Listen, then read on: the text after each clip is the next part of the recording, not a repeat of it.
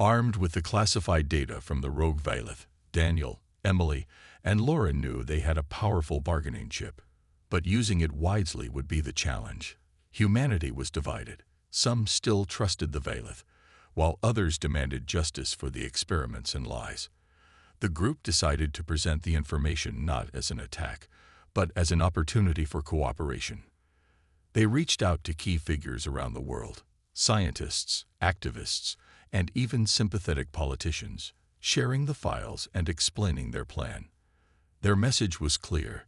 Humanity wouldn't tolerate being treated as pawns or lab subjects. If the Vailith wanted help fighting the Kryn, they would have to earn trust through transparency and equality. The turning point came when the United Nations called for an emergency summit. This time, Earth's leaders weren't meeting in secret. They invited the public to watch via live broadcasts. Representatives from every nation gathered alongside the Vailith delegation, who appeared more cautious than ever before. Daniel and Emily stood at the forefront, presenting the evidence of the experiments and the rogue Vailith's revelations about the Kryn threat.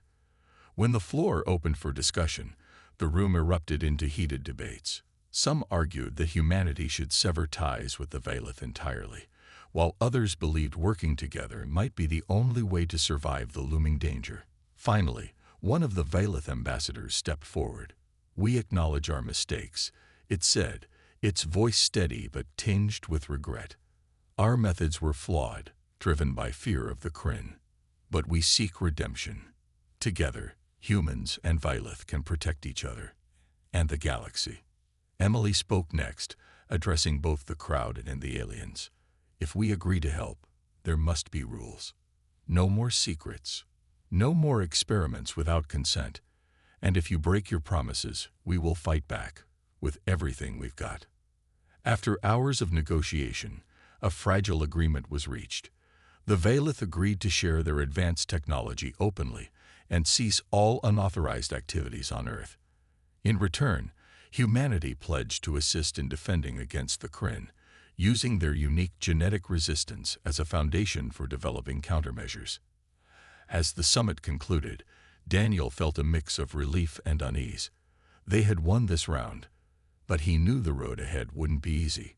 Trust couldn't be rebuilt overnight, and the Kryn threat loomed large. Still, for the first time, humanity had a seat at the galactic table, not as inferior beings, but as equals. Back at their temporary base, the group reflected on what they had accomplished. Laura smiled faintly. "You two did it. You changed everything." "We didn't do it alone," Emily replied. "It took all of us. Sarah, Jake, Alex, even the people protesting in the streets. We're stronger when we stand together." Daniel nodded, looking out the window at the night sky. "This is just the beginning. There's so much we don't know about the galaxy, or ourselves. But now we have a chance to find out."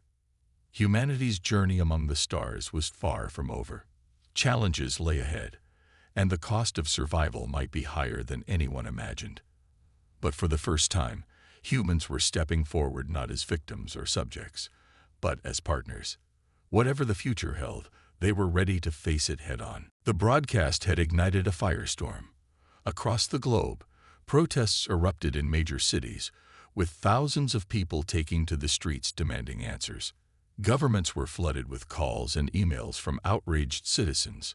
Even some politicians began speaking out, calling for transparency and accountability.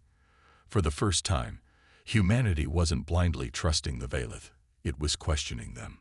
But the Vailith didn't respond immediately. Their silence only fueled more suspicion. People speculated about what they were planning next. Were they preparing to retaliate, or were they simply biding their time, waiting for the outrage to die down? Daniel, Emily, and Laura stayed hidden, moving from one safe house to another to avoid capture. They knew the authorities, and possibly the Vailith themselves, were hunting them. Despite the danger, they continued working behind the scenes, releasing smaller pieces of evidence to keep the pressure on. Every new leak kept the story alive, ensuring it didn't fade into the background. One evening, as they huddled around a small table in yet another cramped hideout, Daniel's phone buzzed. It was an encrypted message from an unknown sender. Meet us. Alone. We have information. Who is it? Emily asked, frowning at the screen. I don't know, Daniel admitted. But if it's real, we can't ignore it. After debating whether it was a trap, they decided to take the risk. The message included coordinates for a remote location outside the city. Armed with caution, the trio traveled there under the cover of darkness. When they arrived, they found a lone figure waiting, a Vaelith. At first, fear gripped them all. But this Vaelith seemed different. Its movements were slower, less imposing. Instead of glowing eyes, its gaze appeared almost weary. We mean you no harm, the alien said, its voice softer than any they had heard before. We are not like the others. What do you want? Daniel asked, his hand hovering near a concealed weapon. To warn you, the Vaelith replied. Your actions have angered our leaders. They see your resistance as proof that humans cannot be trusted. But there is truth in what you say. They seek to control you, not help you. Emily stepped forward cautiously. Why are you telling us this? Because not all of us agree with their methods, the Vaelith explained. Many fear your uniqueness, but others admire it. You are unlike any species we have encountered. Your resistance to manipulation makes you valuable. Laura crossed her arms, skeptical. Valuable enough to experiment on. The Vaelith lowered its head, a gesture that seemed to convey shame. It is wrong. But fear drives those in power. They believe your genetic traits could save us. From the Kryn. The Kryn? Daniel repeated, confused. A powerful enemy, the Vaelith said. They threaten the Concordat's existence. We hoped to replicate your resistance to combat them. But now your defiance has forced us to reconsider. Daniel exchanged a glance with Emily. Could this be genuine? Or was it another trick? If you're telling the truth, Emily said slowly, then stop lying to us. Tell humanity everything. The experiments, the missing species, the Kryn. Give us a reason to trust you. The Vaelith hesitated.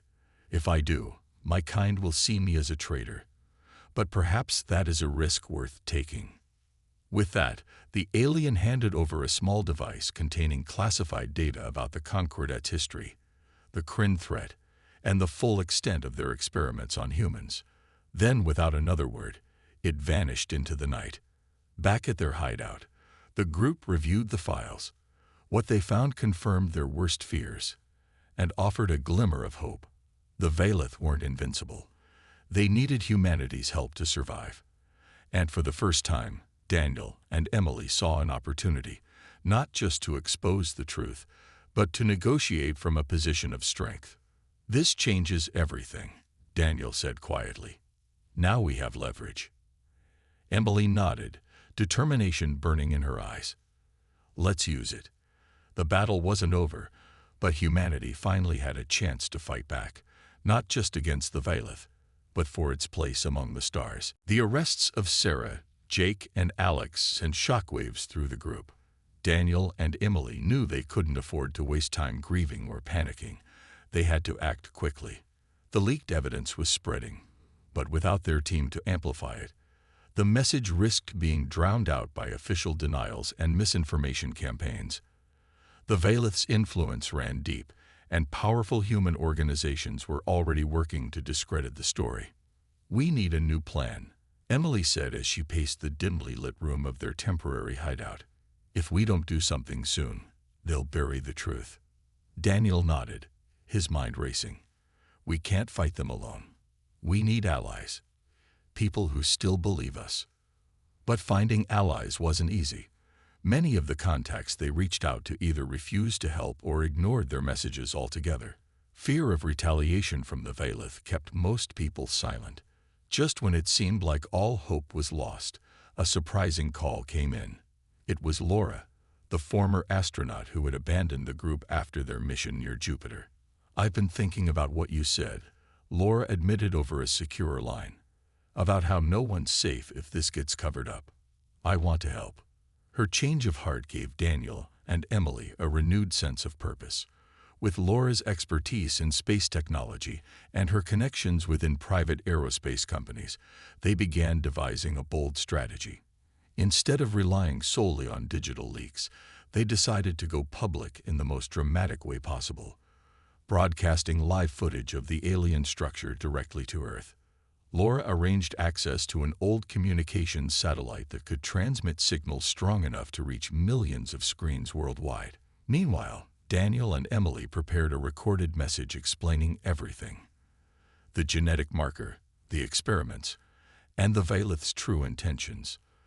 They knew the broadcast would likely lead to their capture, but they also knew it might be humanity's only chance to wake up. On the night of the planned transmission, the trio worked tirelessly to set everything up. Laura monitored the satellite controls while Daniel and Emily double-checked the video feed. As the clock ticked closer to the scheduled broadcast, tension filled the air. Every second felt like an eternity. Finally, the moment arrived. Laura initiated the transmission, and the screen flickered to life. Images of the alien structure appeared, followed by footage of the humans in stasis and the labs filled with advanced equipment. Then came Daniel and Emily's faces, speaking directly to the audience. "This is not a conspiracy theory," Daniel said, his voice firm. "This is real. The Vaylith are not here to help us. They see us as a threat because we are different, because we have something they cannot control." Emily took over, her tone pleading. "We need to stand together. If we don't, they will continue experimenting on us, using us, and erasing anyone who tries to stop them. Please, don't look away." The broadcast lasted only 10 minutes, but its impact was immediate. Social media exploded with reactions, and protests erupted in cities around the globe. People demanded answers, refusing to accept the official narrative any longer. Even some government officials began calling for investigations into the Vaylith's activities. But the backlash was swift. Within hours, armed agents stormed the facility where Daniel, Emily, and Laura were hiding. A chaotic chase ensued, with the trio narrowly escaping through underground tunnels. Though shaken, they managed to evade capture, for now. As they regrouped in a new safe house, Laura turned to Daniel and Emily. "You did it," she said, her voice tinged with awe. "You made them listen." Daniel shook his head. "It's not over yet. The Vaylith won't back down easily. But at least now, we're not fighting alone." For the first time since the aliens' arrival, humanity was beginning to question the narrative they had been sold. The battle ahead would be long and difficult, but Daniel, Emily, and their allies had ignited a spark, one that could grow into a flame bright enough to challenge even the most powerful forces in the galaxy. The journey back to Earth was long and tense. The group sat in silence for most of it, each lost in their own thoughts. They had recorded everything: the videos of the alien structure, the images of the humans in stasis, the data from the labs. But now came the hard part: deciding how to release the information without getting silenced before anyone could see it. Sarah took charge of organizing the material.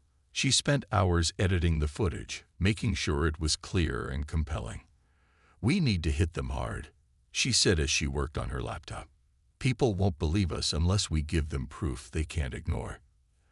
Alex helped by encrypting the files and setting up a network of anonymous servers to distribute the data. "If we just post this online, the Vaylith or their human allies will take it down in seconds," he explained. "We need to spread it everywhere at once. Social media, news outlets, forums. Flood the system so they can't stop it." Meanwhile, Emily focused on writing a detailed report about the genetic marker and what it meant. She knew the scientific community would demand answers, and she wanted to be ready. "If we explain why the Vaylith are targeting us, maybe more people will listen," she said, her voice steady despite the fear gnawing at her. Daniel kept watch over the spacecraft's systems, ensuring they stayed undetected as they approached Earth. He couldn't shake the feeling that the Vaylith already knew what they had done. Every blip on the radar made him flinch. Every shadow outside the window felt like a threat. But they made it back safely, landing in a remote desert area where Jake had arranged for a ground team to meet them. As soon as they touched down, Laura surprised everyone by pulling Daniel aside. "I'm out," she said firmly. "This is too big for me. I didn't sign up for war with aliens." Daniel frowned. "You think running will keep you safe? If the Valith find out what we've uncovered, no one's safe. Not even you." Laura hesitated, her expression conflicted. "Maybe, but I have to try." Without another word, she disappeared into the night, leaving the others behind. Her departure weighed heavily on the group, but there was no time to dwell on it. They had work to do. Over the next few days, Sarah and Alex coordinated the release of the evidence. They chose a specific time when global internet traffic would be highest, maximizing their chances of reaching as many people as possible. At first, nothing seemed to happen. Then, slowly, the story began to spread. Social media erupted with posts about the alien experiments, and independent journalists picked up the thread, amplifying the message. But not everyone reacted positively. Some dismissed the claims as conspiracy theories, while others accused the group of fabricating the evidence to stir panic. Governments around the world issued statements denying any knowledge of the alleged experiments, calling the accusations irresponsible and dangerous. Meanwhile, the Valith remained eerily silent, neither confirming nor denying the allegations. Then came the betrayal. One of the members of their ground team, a man named Greg, secretly reported their activities to the authorities. Within hours, police raided the safe house where the group was hiding, arresting Sarah, Jake, and Alex. Only Daniel and Emily managed to escape, thanks to a diversion Jake created by fighting off several officers. Breathing heavily, Daniel and Emily ducked into an abandoned building, their hearts racing. "They're going to pay for this," Daniel growled, his fists clenched. "We can't let them win." Emily nodded, tears streaming down her face. "We'll keep fighting. For Sarah, for Jake, for everyone." Though battered and betrayed, they refused to give up. With the truth finally out in the open, humanity faced a choice: trust the Valith, or fight for its freedom. And Daniel and Emily were determined to ensure that the fight didn't end here. The spacecraft docked with a massive structure orbiting Jupiter's moon, and the group prepared to step into the unknown. The air inside the ship was tense as they suited up in protective gear, their faces pale but determined. Laura double-checked the oxygen levels while Jake tightened the straps on his utility belt, ensuring he had everything they might need for the mission. Daniel and Emily exchanged nervous glances, silently steeling themselves for what lay ahead. When the hatch opened, a cold, metallic breeze swept through the corridor of the alien station. The walls shimmered faintly, just like the Valith ships, and the floor hummed softly under their boots. It felt alive, watching them. Alex led the way, holding a handheld scanner that displayed faint energy readings. "This place is huge," he muttered, "and it's definitely not empty." They moved cautiously, their footsteps echoing in the eerie silence. The deeper they went, the more unsettling the environment became. Strange symbols glowed faintly on the walls, pulsating in rhythm with the hum around them. Emily paused to examine one of the symbols, her gloved hand hovering over it. "It's some kind of writing," she said, "but it's nothing I've ever seen before." "Keep moving," Jake urged, keeping his voice low. "We don't know how much time we have." After several minutes of navigating the labyrinthine corridors, they stumbled upon a large chamber filled with rows of glass pods. Inside each pod was a human figure, alive but unconscious. Their eyes darted across the room, counting at least 20 people suspended in stasis. Tubes connected the pods to machines that hummed steadily, monitoring vital signs. "What is this?" Sarah whispered, her voice trembling. Emily stepped closer to one of the pods, her breath fogging up her visor. She recognized the person inside, a scientist who had gone missing months ago after being recruited by a shadowy government agency. "They'd been experimenting on humans," she said, her voice tight with anger. "These are abductees." Daniel clenched his fists, his jaw tightening. This proves it. The Vailith aren't here to help us. They're using us. Laura shook her head, visibly shaken. Why would they do this? What could they possibly want? It's the genetic marker, Emily replied grimly. They're trying to understand it, trying to replicate it. As they continued exploring, they found more evidence of the Vailith's activities. In another section of the station, they discovered labs filled with advanced equipment designed to analyze DNA. Screens displayed complex diagrams of human genetics alongside alien sequences, suggesting attempts to merge the two. It was horrifying, and undeniable proof of the Vailith's true intentions. Suddenly, alarms blared throughout the station, red lights flashing along the walls.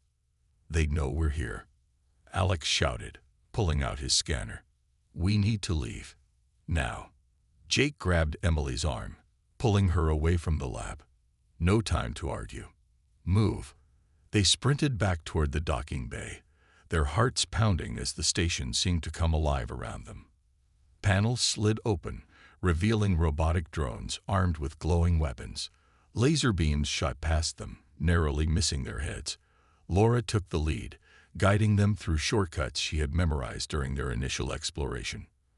When they finally reached the spacecraft, Jake sealed the hatch behind them, breathing heavily. Go. Go, he yelled at Laura, who wasted no time firing up the engines. As the ship detached from the station, they watched through the cockpit windows as the structure began to glow brighter, almost as if it were waking up. A loud rumble echoed through space, followed by a burst of light as part of the station exploded. They're destroying the evidence, Daniel said, his voice hollow. Sarah gripped the edge of her seat, staring at the chaos unfolding before them. We can't let this stay hidden. The world needs to know. Once they were safely en route back to Earth, the group gathered in the cramped cabin to discuss their next move. They knew releasing the information wouldn't be easy. The Vailith had already won over most of humanity, but they also knew they couldn't stay silent. We'll leak everything, Sarah said firmly. Videos, photos, data. We'll make sure people see the truth. And hope they believe us, Alex added darkly. For now, the weight of their discovery hung heavy in the air. They had uncovered the Vailith's darkest secret, but exposing it would mean risking everything. Still, none of them hesitated. Humanity deserved to know the truth, no matter the cost. The group's investigation led them to a breakthrough that changed everything. Emily spent long nights poring over ancient texts and genetic studies, searching for answers about the mysterious alien traces in human DNA. One evening, as rain pattered against the window of her small apartment, she found something remarkable. Hidden within the data was evidence of a specific genetic marker, something no other known species possessed. This marker seemed to make humans resistant to certain forms of psychic manipulation. Daniel, Emily called out, her voice trembling with excitement. You need to see this. Daniel rushed over, his tired eyes widening as he looked at the screen. What is it? It's us, Emily explained, pointing to the highlighted section of the genetic sequence. This marker, it makes us different. It protects us from being controlled by external forces, psychic forces. Daniel stared at the screen, trying to process what she was saying. You think this is why the Vailith are so cautious around us? It has to be, Emily replied. If they rely on psychic abilities to control other species, then humans must be a problem for them. We're immune, or at least harder to manipulate. The discovery gave them a clearer picture of why the Vailith had offered humanity the Galactic Immunity Clause. It wasn't generosity, it was strategy. By granting immunity, the Vailith were buying time to study humans and figure out how to overcome their resistance. The group realized they were dealing with an enemy far more calculating than they had imagined. Meanwhile, Alex worked tirelessly to uncover more details about the strange activity near Jupiter. Using hacked satellite feeds, he managed to piece together images of a massive structure orbiting the planet. The object was unlike anything Earth scientists had ever seen.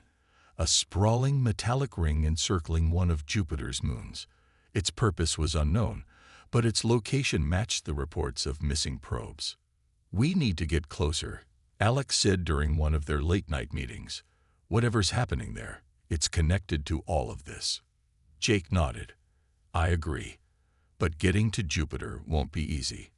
We'll need a ship and someone who knows how to fly it." Sarah suggested reaching out to Laura Myers, a former astronaut turned private space consultant. Laura had left NASA after disagreeing with its policies, but still had access to cutting-edge technology. Though hesitant at first, Laura eventually agreed to help when Sarah explained the stakes. With Laura's assistance, the group began planning a covert mission to investigate the structure. They modified a small spacecraft, equipping it with cloaking technology stolen from classified military projects. Alex installed custom software to scramble communications, ensuring they wouldn't be detected by the Violet or Earth-based authorities. As preparations continued, tensions within the group grew.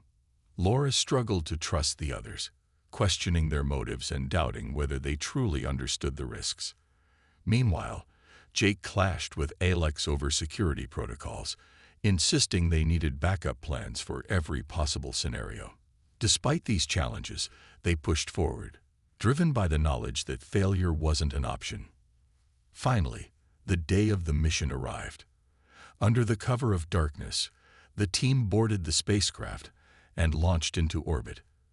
The journey to Jupiter would take several days, giving them time to prepare mentally and emotionally for what lay ahead. As they drifted through the vast emptiness of space, each member reflected on their reasons for taking such a dangerous step. For Daniel, it was about protecting humanity's freedom. For Emily, it was about understanding the truth behind their existence. For Sarah, it was about exposing lies and holding power accountable. And for Jake, it was about redemption, a chance to fight for something greater than himself. When they finally approached the mysterious structure, their hearts raced with anticipation and fear. Through the cockpit windows, they could see its sheer size and intricate design. It pulsed faintly with an eerie blue light, as though alive. "What do you think it is?" Laura whispered, her voice barely audible. "I don't know," Daniel admitted, "but we're about to find out." As they prepared to dock with the structure, none of them could have guessed the secrets it held, or the consequences their discovery would bring. The discovery of the ancient alien traces in human DNA gave Daniel, Emily, and Alex a new sense of purpose. They knew they were onto something big, but they also realized how dangerous their situation was. The Violet weren't just powerful, they were watching. Every move humanity made seemed to be under their careful observation. If the trio wanted to expose the truth, they would have to be smart, quiet, and quick. Their first step was to find others who might believe them. Alex suggested reaching out to Sarah Bennett, a journalist known for her investigative work on government secrets. Sarah had a reputation for being fearless, and she wasn't afraid to challenge authority. If anyone could help them spread the word without drawing too much attention, it was her. They arranged to meet Sarah at a quiet park on the outskirts of Geneva.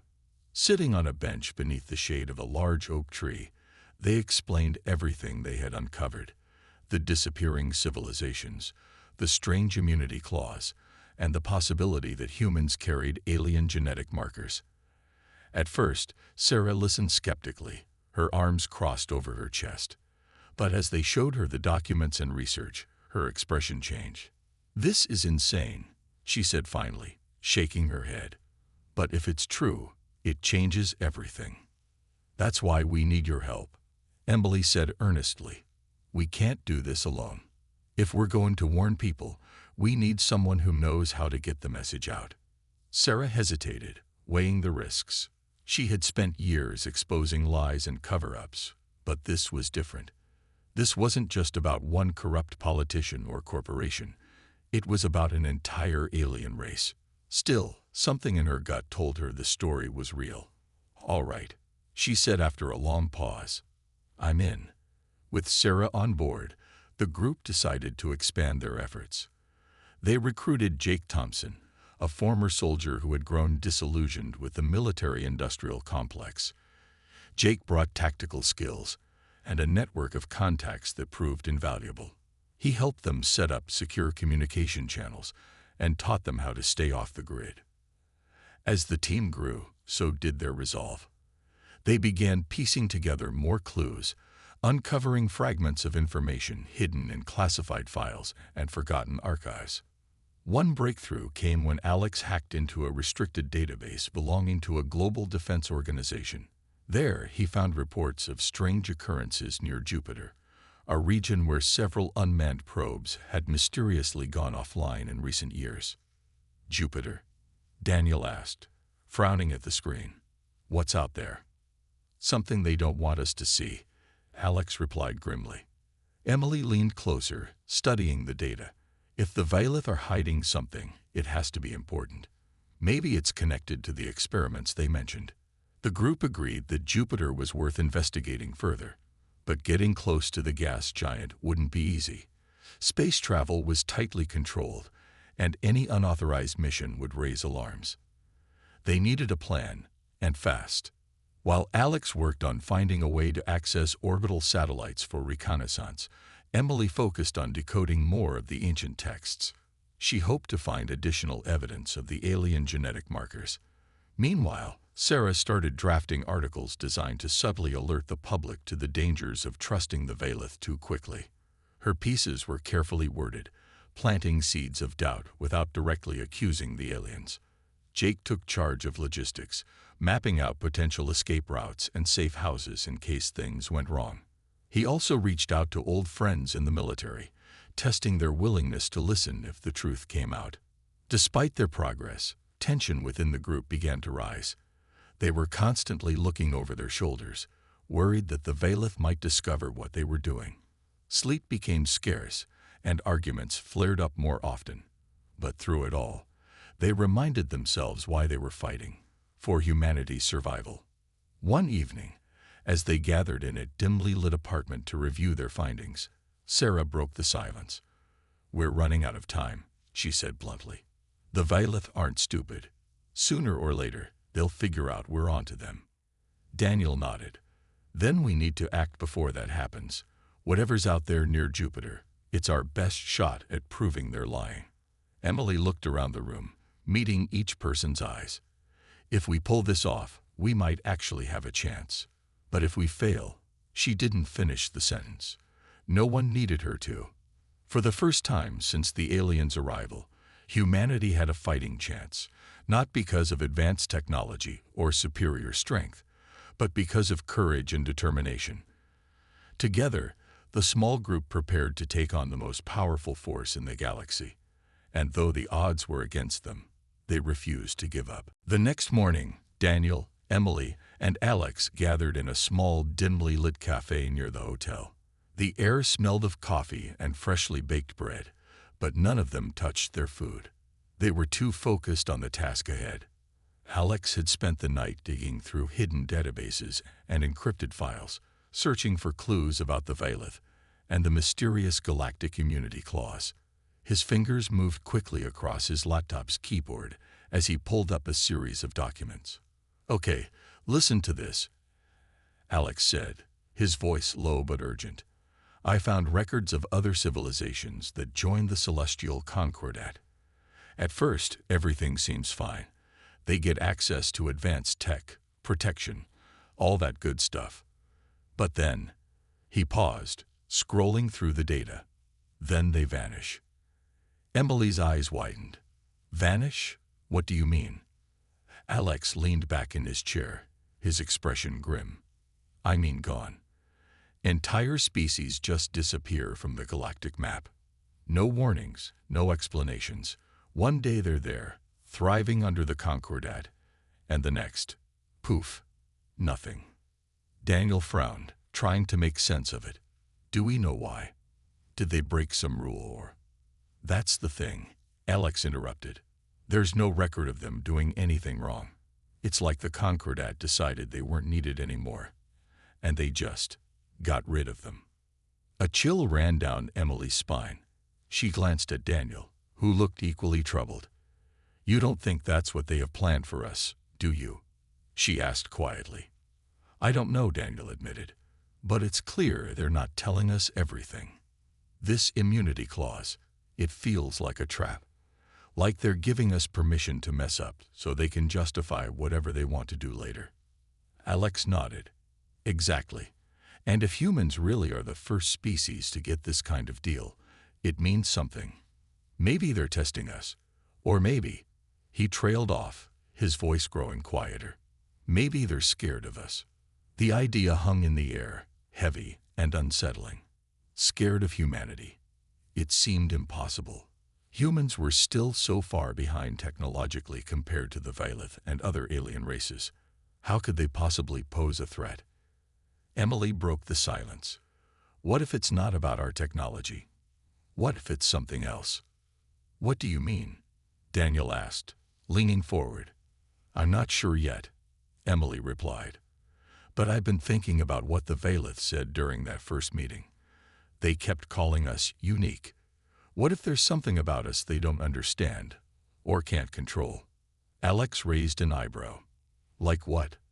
I don't know, Emily admitted. But maybe it's worth looking into. If we can figure out what makes us different, we might be able to use it to protect ourselves. Daniel nodded slowly. It's a long shot, but it's better than sitting around waiting for them to make their move. Over the next few days, the trio split up to gather more information. Emily dove into her research, studying ancient texts and genetic studies to see if there was any evidence of human uniqueness that might interest the Vailith. Daniel reached out to contacts in the scientific community, asking questions about the Concordat and its history. Meanwhile, Alex hacked deeper into secure networks, uncovering fragments of classified reports about past encounters with alien species. Their efforts paid off when Emily stumbled upon something intriguing. Buried in a dusty archive was a reference to an ancient alien race that had visited Earth thousands of years ago. According to the text, these aliens had left behind traces of their presence, not in artifacts or ruins, but in human DNA itself. The implications were staggering. Could humans carry genetic markers from another species? And if so, could that explain why the Vailith were treating them differently? When Emily shared her findings with Daniel and Alex, they realized they were onto something big. Whatever the truth was, it was tied to humanity's biology. And the Vailith knew it. The question now was whether they could uncover the full story before it was too late. As they sat together late one night, poring over the new information, Daniel spoke up. If we're right about this, we need to tell someone. Someone who can help us stop them. Emily shook her head. Who would believe us? The Vailith have everyone convinced they're here to help. We'd sound crazy. She's right, Alex agreed. We're on our own for now. For the first time since the aliens' arrival, Daniel felt a glimmer of hope. They might be outnumbered and outmatched, but they weren't powerless. Together, they had a chance to fight back, and maybe even change the course of humanity's future. The days following the first meeting with the Vailith passed in a blur of activity. News of the aliens' proposal spread like wildfire across the globe. Governments held emergency sessions, scientists debated the implications, and ordinary people filled social media with theories ranging from hopeful to paranoid. The idea of joining the Celestial Concordat, a galactic alliance promising peace, prosperity, and protection, was almost too good to believe. For many, it felt like humanity had won the cosmic lottery. Daniel Carter and Emily Dawson found themselves at the center of it all. They were invited to attend a high-level summit where world leaders would discuss the terms of the agreement. The event took place in Geneva, Switzerland, inside a modern conference hall packed with diplomats, advisors, and journalists. Cameras flashed constantly as Daniel and Emily walked through the crowded room, their faces appearing on screens around the world. Neither of them was used to this kind of attention, and both felt the pressure mounting. At the head of the room stood the Vailith delegation, flanked by human interpreters equipped with advanced translation devices. One of the aliens stepped forward, its glowing eyes scanning the crowd. "We bring you an opportunity," it said, its voice calm but commanding. "Join us, and you will gain access to technologies beyond your understanding. You will be protected from those who seek to harm you. Together, we can build a brighter future." The audience erupted into murmurs of excitement. Some clapped enthusiastically, while others exchanged skeptical glances. But then came the part that caught everyone off guard. The Vailith mentioned a special clause in the agreement, the Galactic Immunity Clause. According to this rule, humans would receive immunity from punishment if they broke any of the Concordat's laws. It sounded generous, even lenient. Too lenient. As the room buzzed with questions, Daniel leaned toward Emily. "Why are they giving us a free pass?" he whispered. "No one does that without a reason." Emily frowned, her mind racing. "Maybe it's because we're new. They don't expect us to follow all the rules right away. Or maybe there's something else going on," Daniel replied, his tone serious. Later that evening, after the formal discussions ended, Daniel and Emily met in a quiet corner of the hotel where they were staying. Both were exhausted but unable to relax. Emily pulled out her laptop and began searching for information about the Concordat. She typed keywords into search engines, looking for anything that might explain the strange immunity clause. After hours of digging, she found something unusual. "Look at this," Emily said, turning the screen toward Daniel. On it was a list of species currently part of the Concordat. None of them had been granted immunity, not even the oldest or most powerful members. "This doesn't make sense," she added. "If they're so strict with everyone else, why are they making an exception for us?" Daniel rubbed his temples, thinking hard. "Maybe it's because we're different. Maybe they see us as unpredictable or dangerous," Emily suggested, her voice dropping. "What if they're afraid of us?" The thought hung in the air between them, heavy and unsettling. Humans weren't known for following rules, especially when it came to power or survival. Was it possible the Vailith saw humanity as a potential threat? If so, why invite them into the Concordat at all? Before they could come up with answers, there was a knock at the door. Startled, Emily quickly closed her laptop. Daniel opened the door to find Alex Morgan standing there. Alex was a hacker and conspiracy theorist who had made a name for himself exposing government secrets. He had somehow managed to track them down. "I heard you two were asking questions," Alex said, stepping inside without waiting for an invitation. His sharp green eyes darted between Daniel and Emily. "You're onto something, aren't you?" Daniel hesitated, unsure whether to trust him, but Emily nodded slowly. "We think there's more to this deal than they're telling us." Alex smirked. "Of course there is. Nothing's ever free, especially not from aliens. Let me help you figure it out." Though reluctant at first, Daniel and Emily agreed. They knew they couldn't do this alone. As Alex settled into a chair and started typing on his own device, the three of them formed an uneasy alliance. Whatever secrets the Vailith were hiding, they were determined to uncover them, even if it meant risking everything. The sun was setting over New York City, painting the sky in shades of orange and pink. The streets below were alive with the hum of cars and the chatter of people rushing home after a long day. But above it all, something extraordinary was happening. Hovering high in the air, sleek silver ships cast shadows across the cityscape. They weren't from Earth. These were alien vessels, their surfaces gleaming like polished mirrors, reflecting the fading sunlight. For the first time in human history, Earth had visitors from another world. Among the millions of people watching the spectacle were two individuals who had been chosen for a task that would change everything. Daniel Carter, a linguist known for his ability to decode even the most complex languages, stood nervously outside the United Nations building. Beside him was Emily Dawson, a biologist whose expertise lay in studying life forms beyond Earth. Both had been selected to represent humanity in this historic meeting with the aliens. The visitors called themselves the Vailith. No one knew much about them yet, except that they were advanced, organized, and seemingly peaceful. Their arrival had sparked both excitement and fear around the globe. Governments scrambled to prepare. Scientists debated what kind of beings might step out of those ships, and ordinary people wondered if this marked the beginning of a new era, or the end of humanity as they knew it. Daniel adjusted his tie, feeling the weight of responsibility pressing down on him. "Do you think we're ready for this?" he asked Emily, his voice low but steady. Emily glanced at him, her dark eyes thoughtful. "Ready or not, here we go," she replied. She held a small tablet in her hands, its screen displaying notes she had prepared about possible communication methods. "Let's just hope they want to talk." Moments later, they were escorted into the largest of the alien ships. It wasn't like anything either of them had ever seen before. The walls shimmered faintly, as though alive, and the air smelled faintly metallic. There were no sharp corners or edges.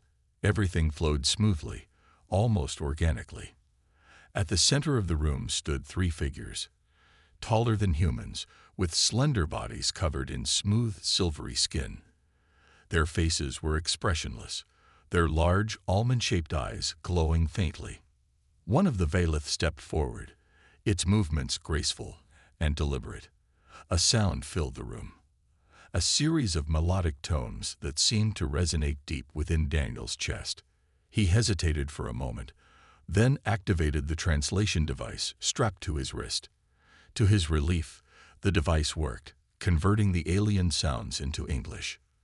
"We are the Valith," the creature said, its voice calm and measured. "We come in peace." Emily took a cautious step forward. "We are honored to meet you," she said, choosing her words carefully. "On behalf of Earth, we welcome you." For several minutes, the conversation continued. The Valith explained that they had traveled vast distances to find intelligent species willing to join their galactic alliance, the Celestial Concordat.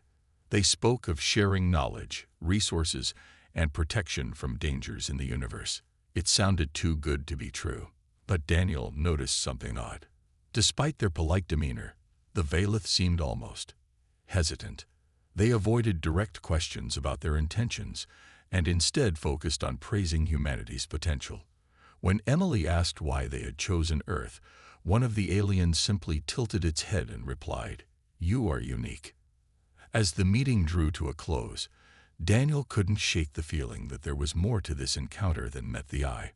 Something about the Valith's behavior didn't sit right with him. As they left the ship and returned to solid ground, he turned to Emily. "Did you notice how careful they were with their answers?" Emily nodded, her brow furrowed. "Yeah, it's like they're hiding something." Little did they know, their instincts were spot on. This was only the beginning of a story far bigger and stranger than either of them could have imagined.